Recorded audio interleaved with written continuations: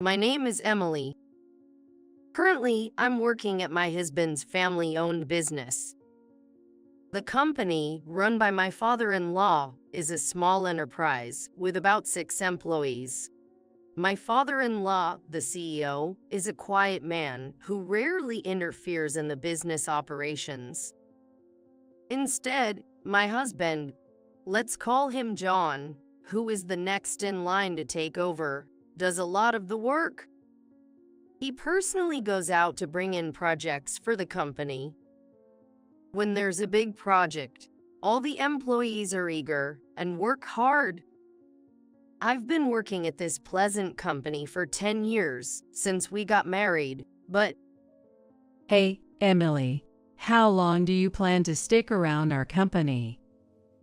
I had come home earlier than John, who was still at work, to prepare dinner. At home, there was my mother-in-law, who wasn't working. She used to work at the company before I joined, and when John and I got married, she said with a smile, "Finally, I don't have to work anymore."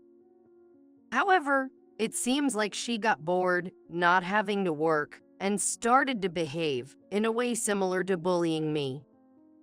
What do you mean by sticking around? Just what I said. You married John because you couldn't work anywhere else, and thought you'd force your way into working at our company, didn't you? I sighed inwardly. Lately, I've been hearing this a lot.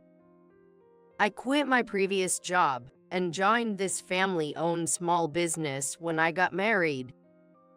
But I didn't leave my previous job because I was fired. For some reason, my mother-in-law seems to think I'm completely incapable of working. Karen, as I've said before, it's not that I couldn't work at another company.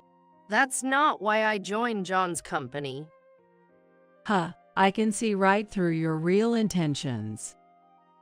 My mother-in-law said, as if she knew everything about me, and briskly went back to the living room. But the problem with my mother-in-law isn't just her words. She said she would quit the company and focus on household chores, but she doesn't do any of them. My father-in-law has repeatedly addressed this issue. Even though he says, "You're home all day, please do some housework," she responds, "I've worked all my life. Now it's the daughter-in-law's role to take care of the house and does no housework at all. So I mostly end up cooking dinner." My mother-in-law does prepare her own lunch, but never cleans up after herself, leaving the sink full of dishes when I come home.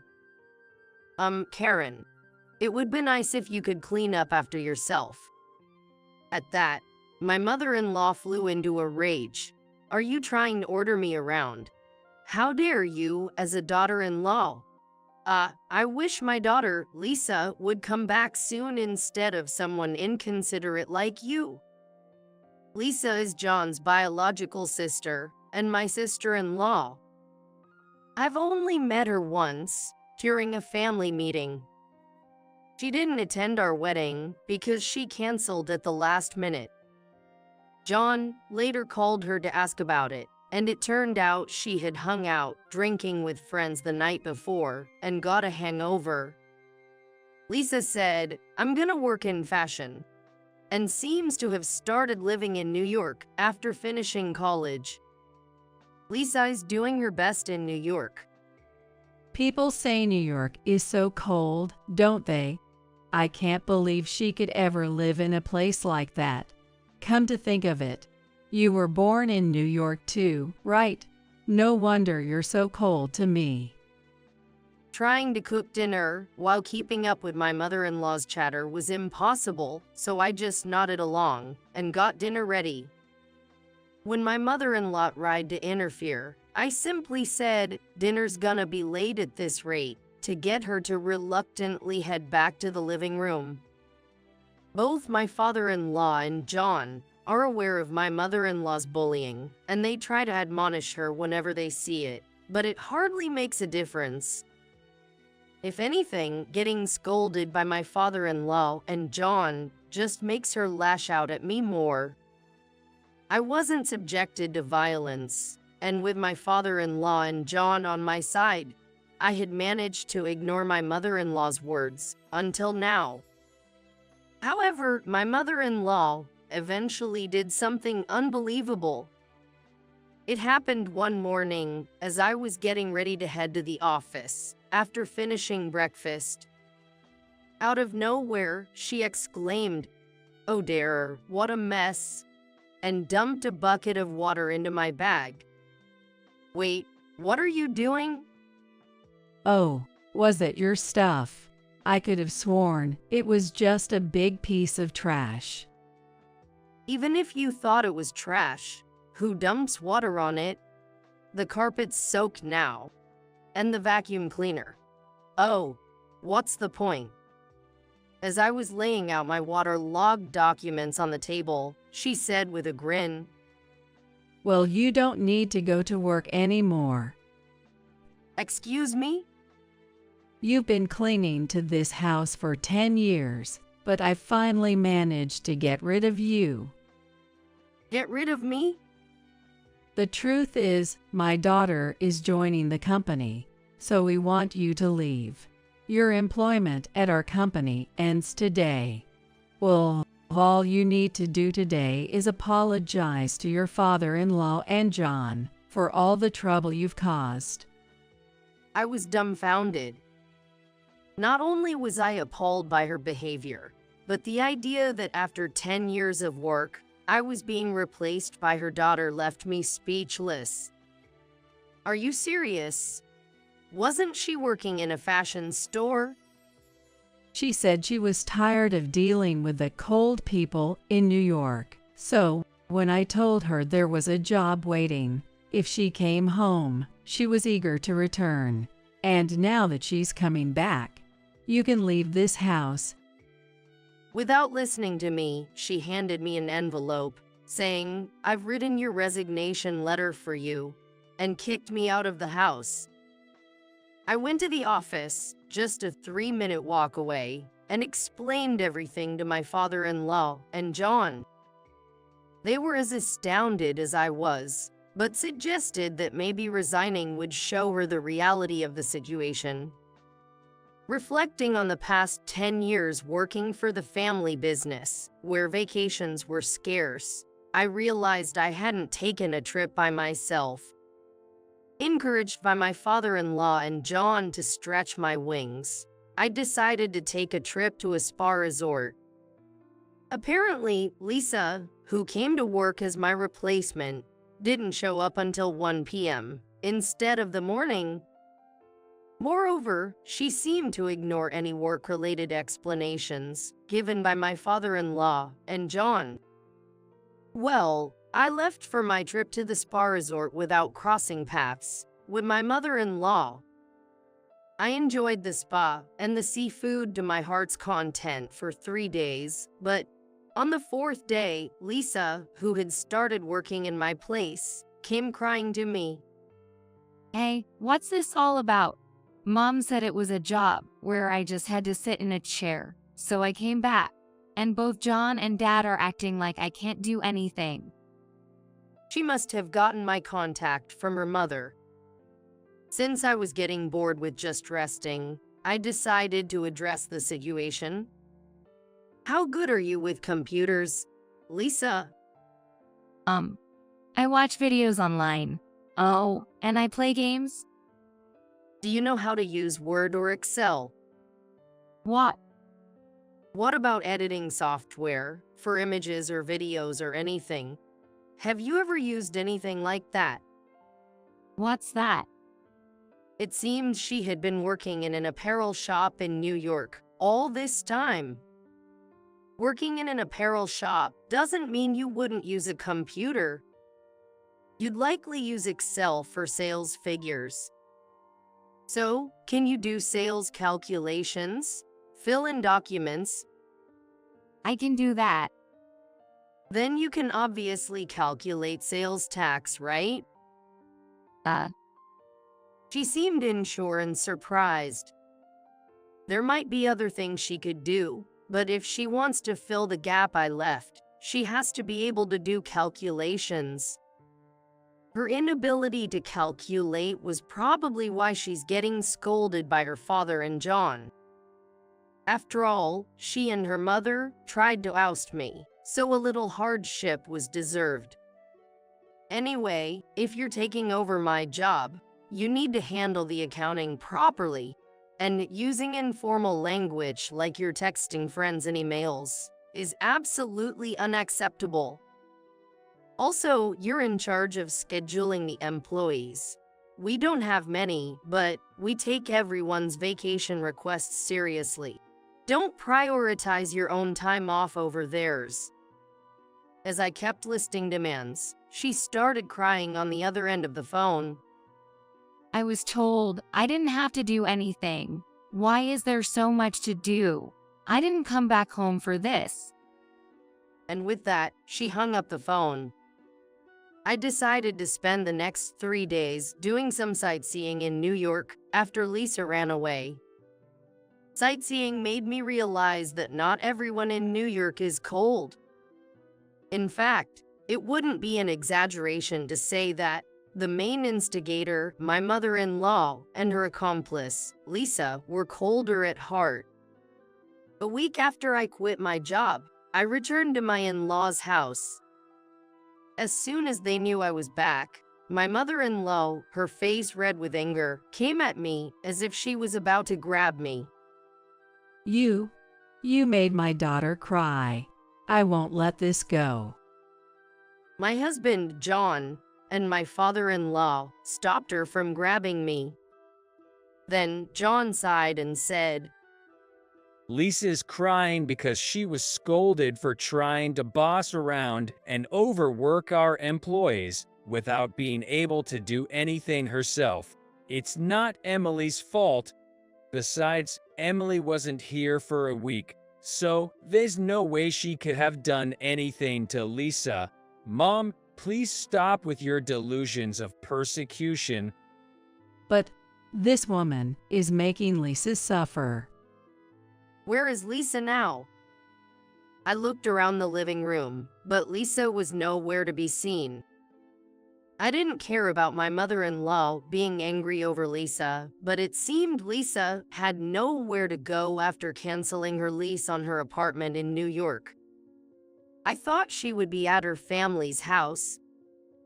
Lisa's holed up in her room. She's crying and saying she doesn't want to go to work anymore.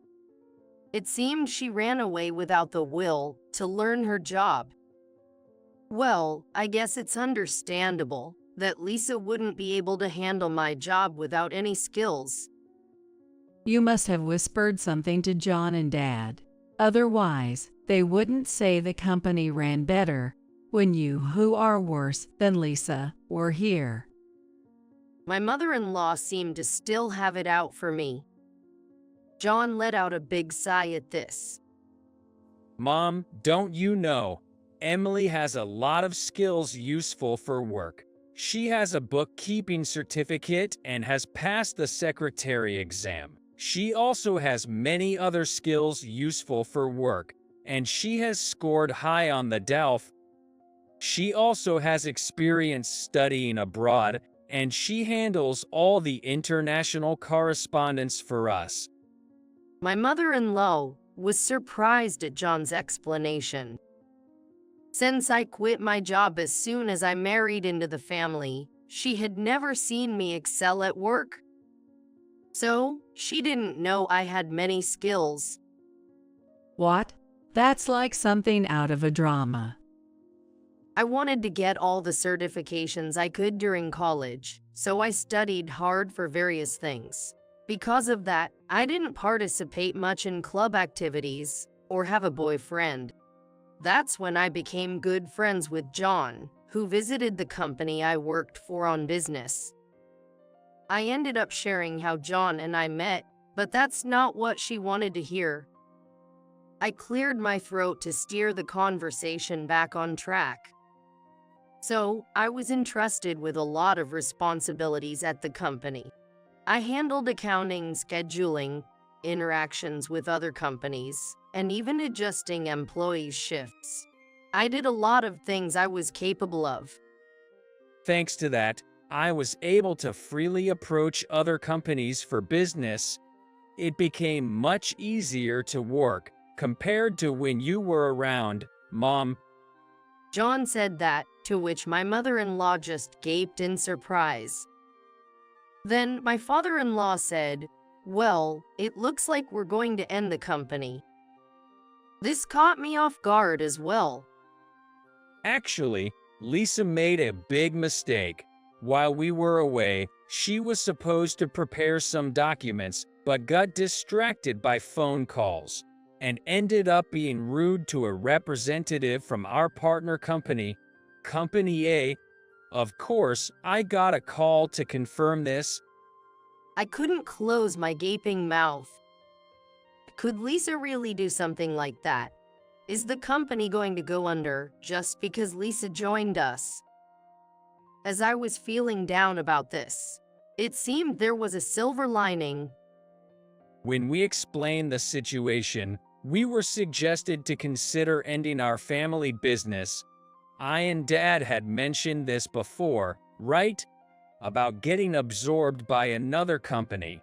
Then, the CEO of Company A stepped forward, saying he'd welcome us if Emily and I were involved. This was more than we could have hoped for.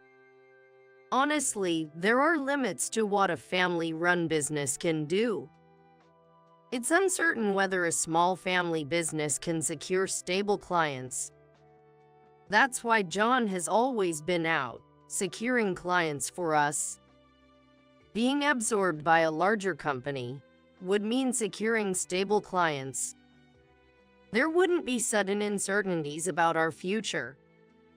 However, only my father-in-law, John, and I were relieved by this news. My mother-in-law suddenly regained her energy and started saying, "That's not acceptable. John has to become the CEO. This company is our family's, isn't it?" This surprised me as well. It seemed my mother-in-law was more concerned about the status of being a company's executive family than a stable future. Being part of the executive family but not the CEO, that's absolutely unacceptable. She started making a fuss, which made Lisa, who was in her room upstairs, curious enough to come down to the living room. Then my father-in-law delivered the final blow to the argumentative mother-in-law. We're getting a divorce, so either way, you're leaving the executive family. Huh. I have no intention of continuing to support a wife who not only refuses to change her attitude towards her son's wife, but also neglects household duties. To top it off, she spends her days out of the house, on dates with young men.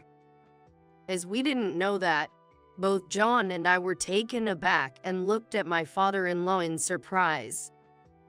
It seemed my father-in-law had been planning to bring up divorce, as he took out divorce papers and a photo of his wife with a young man from the shelf in the living room and placed them on the table.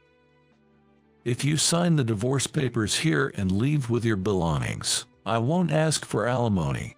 I know there's no point in asking you for money anyway. How could you? A divorce is too much. Haven't I devoted myself to this home all this time? Devoted to this home? Have you done any proper housework in the last 10 years? Have you ever helped with a business? Does spending someone else's money on young men count as devotion to the home? I had never seen my usually gentle and quiet father-in-law so angry. Seeing this, Lisa, who had come down to the living room, was trembling. Lisa, you too. Running to this house because you couldn't make it in New York, acting all high and mighty despite being unable to do any work, and ultimately quitting work altogether. Who did you get that tendency to flee from? You also need to leave this house. Wait a minute. Dad, Mom might be one thing, But I'm your precious daughter, right? Really, Lisa, betraying your mom. My mother-in-law was shocked to be betrayed by her daughter at the last moment. However, before the two could start causing a scene, my father-in-law silenced them with a stern, quiet, It would be a nuisance to society to just kick you out as you are. So, I've arranged for someone I know to take you in. They'll be here soon, so get your belongings together. With no other option, my mother-in-law signed the divorce papers, and then she and Lisa started packing their belongings. The person who came to pick them up was an acquaintance of my father-in-law, who runs a factory with a dormitory, and it seems they will be working there from now on. John, my father-in-law, and I discussed the company being absorbed with our employees, and are now busy preparing for the future. And during this time, I found out I was pregnant. When I told the CEO of Company A about this, he was delighted and said he would send someone to cover for me, which was a huge relief. Now, John and my father-in-law are working even harder for the sake of the child that's on the way.